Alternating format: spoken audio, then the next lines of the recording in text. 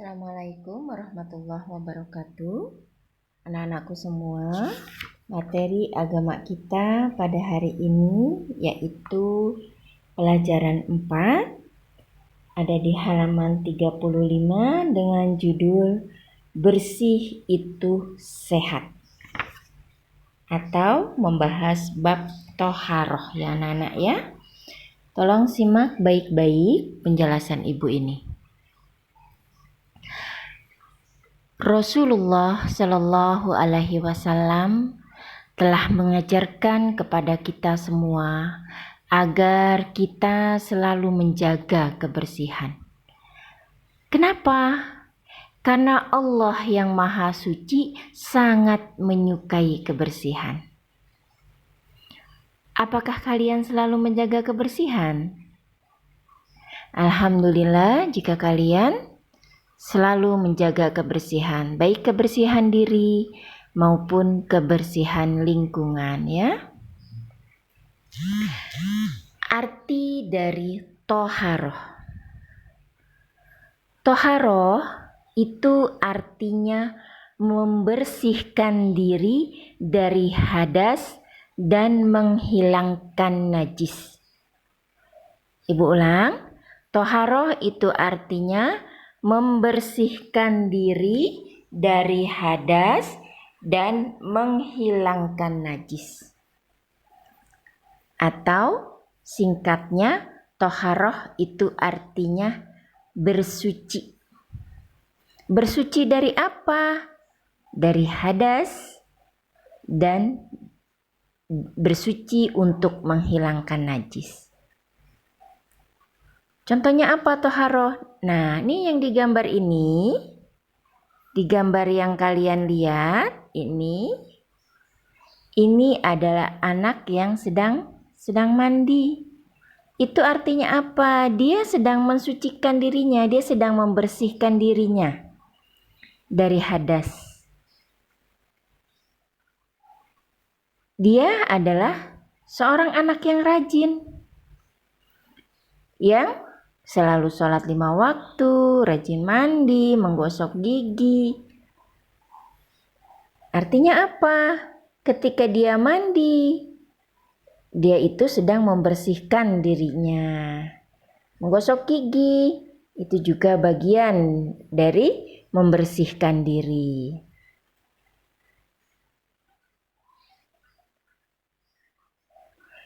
Beda dengan contoh yang kedua. Di sini kita lihat ya. Dia ini anak yang malas. Kenapa malas? Tuh, bangun tidurnya terlambat. Ya, jam 7 dia baru bangun, artinya nggak sholat subuh. Terus dia juga membuang sampahnya sembarangan. Tadi sudah ibu katakan kalau toharoh itu adalah membersihkan diri dari hadas dan menghilangkan najis. Apa sih najis itu?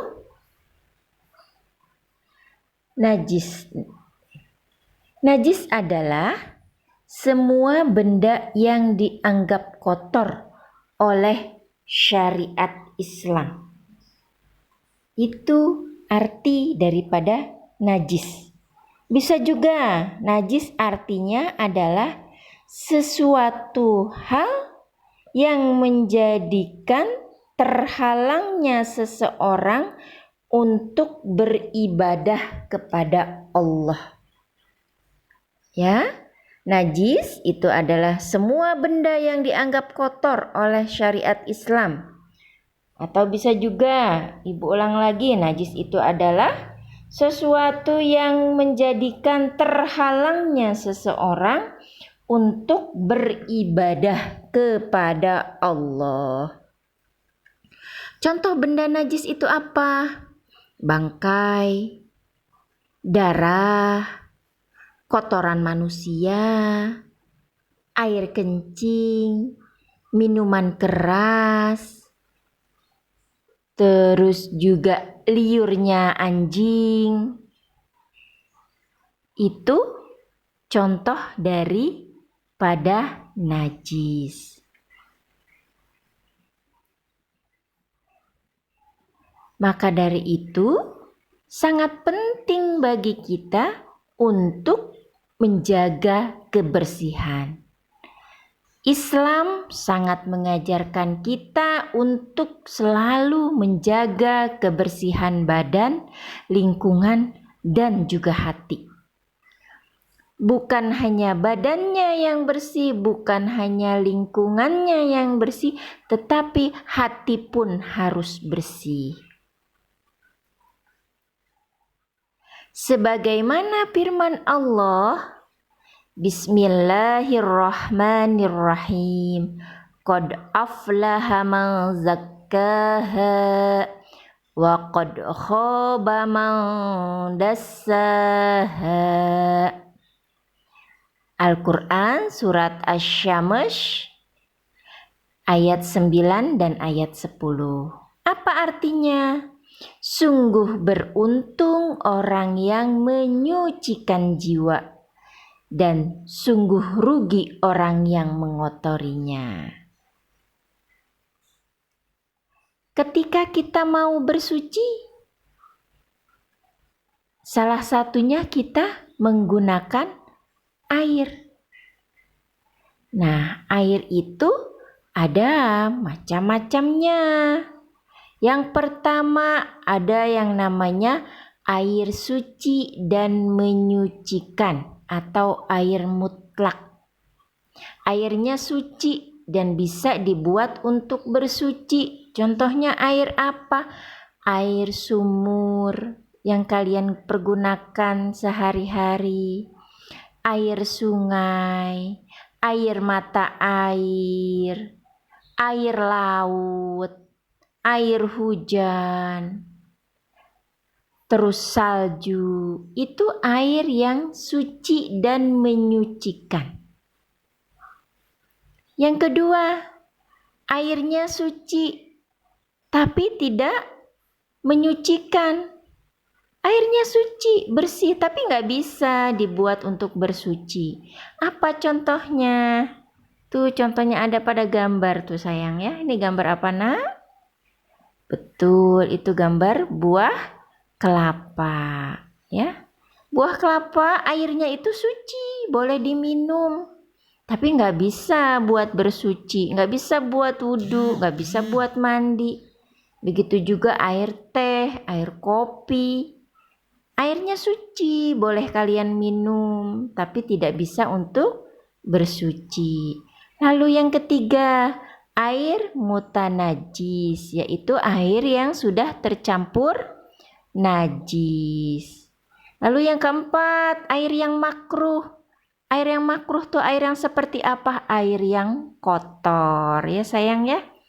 Itu air yang bisa digunakan untuk bersuci. Jadi ada 4 macamnya. Ada air suci dan mensucikan, air suci tapi tidak menyucikan, air mutanajis, dan air yang makruh. Yang boleh digunakan untuk bersuci itu adalah kelompok nomor 1, air suci dan menyucikan. Sekarang kita masuk bahasan yang selanjutnya, yaitu tata cara bersuci. Yang pertama, hadas dan tata cara membersihkannya. Hadas ini ada 2 ya anak-anak ya. Ada hadas besar dan ada hadas kecil ya. Nah, kalau yang ini buang angin, itu hadas kecil. Buang air kecil atau pipis atau kencing, itu juga hadas kecil. Buang air besar atau pupi, itu juga hadas kecil. Bagaimana cara membersihkannya? Bagaimana cara mensucikannya? Nih, seperti yang ada pada gambar. Menyucikannya dengan cara berwudu. Ya sayang ya. Lalu, kalau hadas yang kedua, hadasnya hadas besar. Tadi kan hadas ada 2. A, hadas kecil. Nih, yang tampak di gambar itu hadas kecil semua. Buang angin, buang air kecil, buang air besar itu hadas kecil. Disucikannya dengan berwudu. Lalu kalau hadas besar, contohnya itu apa? Contohnya, kalau anak perempuan sudah balik ditandai dengan menstruasi. Ketika dia datang menstruasi selama 1 minggu, paling lama umpamanya, lalu sudah selesai menstruasinya, dia harus bersuci. Bersucinya dengan cara apa? Mandi wajib. Atau anak laki-laki, suatu hari dia bermimpi ketika tidur malam, tiba-tiba pagi-pagi celananya basah tapi bukan ngompol. Nah, itu adalah mimpi menandakan anak laki-laki sudah balik.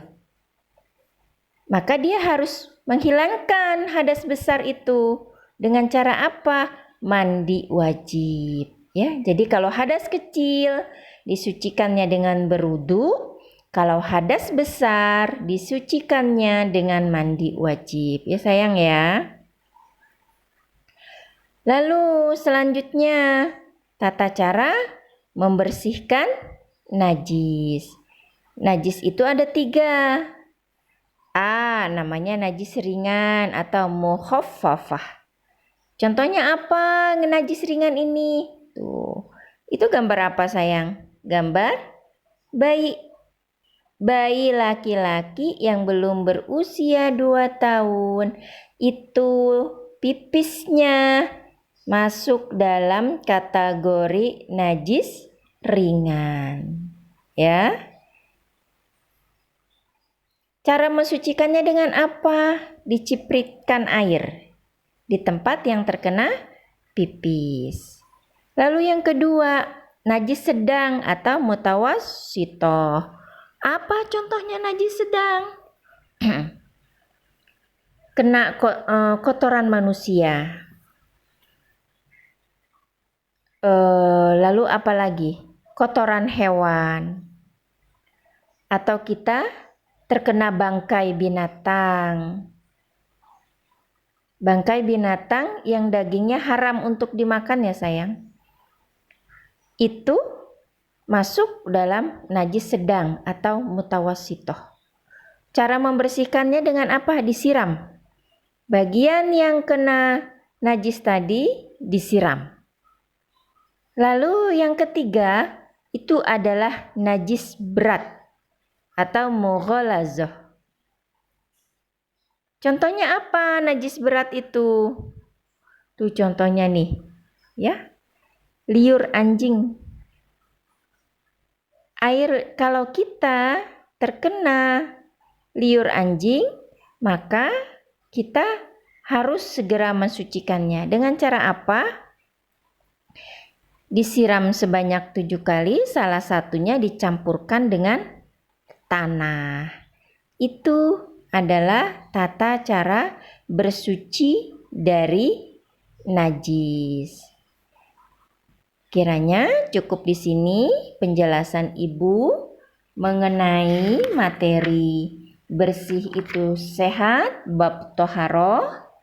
Nanti kita lanjutkan ke kuis setelah ini di WA Group. Terima kasih. Assalamualaikum warahmatullahi wabarakatuh.